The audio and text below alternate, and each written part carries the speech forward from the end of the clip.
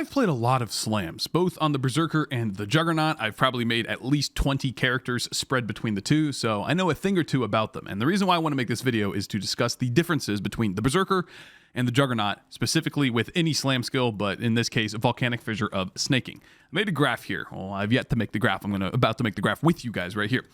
And all I want to do is demonstrate how fun it feels to play each character at certain points of progression. The campaign, early mapping experience, and then like T14 plus maps, you know, the actual mapping experience. So for the Berserker here, it's going to be like this, right? You start in the campaign feeling pretty good, and then you're going to ascend and you're like, oh my gosh, that's so good. Oh, I'm so fast to do so much damage. Dang. You're going to get into early maps. It's going to continue. It's going to feel pretty good. Might start plateauing. You know, you're not making, big enough upgrades.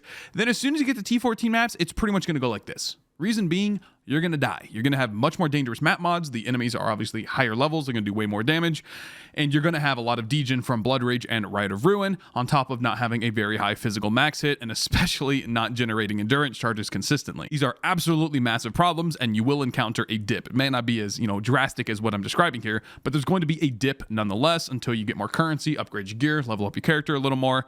You're going to die a bunch in this dip right here. Then all of a sudden, it's going to level off, and then you're going to go, up to maximum enjoyment, we'll call it, versus the Juggernaut. Here's what the Juggernaut's chart looks like. There you go. That is the main difference between the two. You see the endpoints, let's just assume these are equal, right? I'll put it right here so they're basically the same. You're going to reach the same end result on both the Berserker and the Juggernaut. However, the experience getting there is going to be drastically different.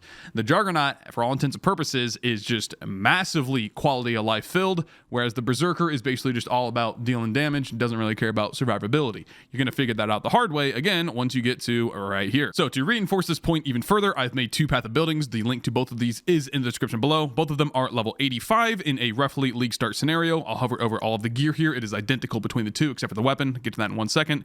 So the helmet's just life res, and then the implicit for less physical damage. Same thing with the body armor, life res, PDR, even on the explicit modifier there with the implicit. And then just basic gear, basic stuff, very representative of a league start scenario. Jewels have two modifiers on them, damage life. The cluster jewel here is actually required as far as I know. Someone can correct me if I'm wrong, but if you're going 100% fire convert with Comb's Primacy, you have to get life leech from a different source. A lot of people use Blood Rage as their baseline. However, Blood Rage specifically says attack physical damage, and when you're converting 100% fire damage, as you should be if you're going Comb's Primacy, you deal no physical damage. So you need Feed the Fury for leech because it just applies to all of your attack damage. But other than that, this should look like the vast majority of Volcanic Fissure Snaking Berserker POBs that you see out there that are around, level 85. And then over here with the Marauder, same exact thing. I gave him a cluster jewel as well. He doesn't need one, but I gave it because I gave one to Berserker. This one simply has the Perma Onslaught node for War Cries.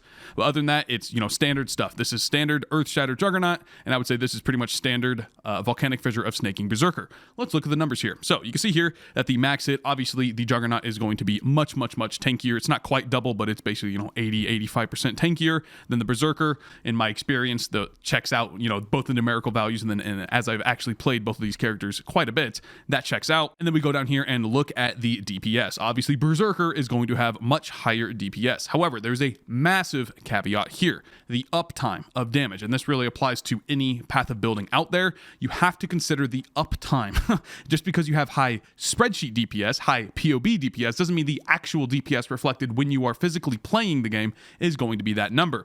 For example, a lot of people who are making build guides are obviously very skilled at the game, both mechanically and all of that knowledge behind it. The mechanical part is not irrelevant, especially once you get into those higher maps. Remember on this chart, the T14 plus maps, once you get to T16s, T17s especially, and then obviously the pinnacle boss content, once you get to that point, your mechanical skill matters quite a bit.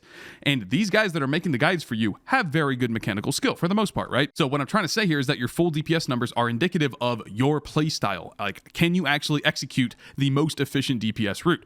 For Earth Shatter here on Juggernaut, all you have to do is consider the hit. So I have two Earth Shatters here to represent the full DPS, and then the spikes that come out. Earth Shatter creates 6 spikes every time you attack. We have an attack rate of 1.44. So I figured the middle ground is about 5 spikes hitting the target every single second. If I was cheating the POB here, I would simply bump this up to 8 because we have Earth Shatter creates 6 fissures whenever it attacks, times the attack rate of 1.44. That would mean 8 fissures per second. Obviously, that bumps up the DPS a gargantuan amount. However, that's not how things work in reality, obviously. obviously. Now, number one, you're not going to have all the spikes hitting the target every single time. And on top of that, you're not attacking frame perfectly to get 1.44 attacks every single time. You know, for 10 seconds straight, there's no way you're doing that. Likewise, the same thing is true here with Volcanic Fissure of snaking. A lot of people are claiming that this thing hits 3 times every single time you attack. I'm here to tell you that in reality, this is absolutely not going to happen 100% of the time. It'll happen most times, and it'll happen more often than not if you are a mechanically skilled player. But even if we just remove one of the hits here, obviously the DPS is going down a ton. But that's not entirely accurate. So to better represent, we're just going to do 25% less damage, which means 75% of the time you are able to position your cursor perfectly on whatever enemy it is and have it hit the AoE, then the snake hits it, and then the snake goes out and hits it one final time. About 75% of the time seems very plausible in my opinion, but as you can see, the damage numbers look much closer than they did before. All I'm trying to say here is that be very, very, very careful about playing the Berserker, because again, this spike here is going to hit all of you, and it's going to matter a lot. If you have no experience playing slams or Berserker in general, you're going to feel this spike a whole lot more than other players that might just zoom past it because they played, you know, their 10th slam character, or they know how to actually manipulate the market and get tons of currency early on. Like, those things matter a ton. So I'm just here as a forewarning to you guys. I want to make it clear here, I'm not trying to dissuade anybody from playing Volcanic Fissure snaking. It's a very good skill, and Berserker is a very fun class to play, but be warned, you are going to feel the impacts of playing the Berserker later on. And if I can leave you with a tip here, it'd actually be to get the Hardy cluster on the passive tree. This is right above Barbarianism, right below Battle Trance. This cluster right here gives you life regen and a metric butt ton of it on top of that. So you see right here, given the PoB settings, obviously, you're looking at quite a bit of degen. You take this node all of a sudden, and you take this mastery with the flat 50 or life regen, you basically have no health degen at that point. So makes a massive difference. Just a pro tip there. Like, I don't even have skin in the game at this point, guys. I'm not playing slams. I'm playing spin to win, baby. That's right. Champion Cyclone. Log the heck in, boys. Twitch.tv/Woolie Gaming. You want to check out the leveling process. I'm just saying, you want to check it out, see how things go. Anyway, thank you guys for watching. I'll catch you in the next video.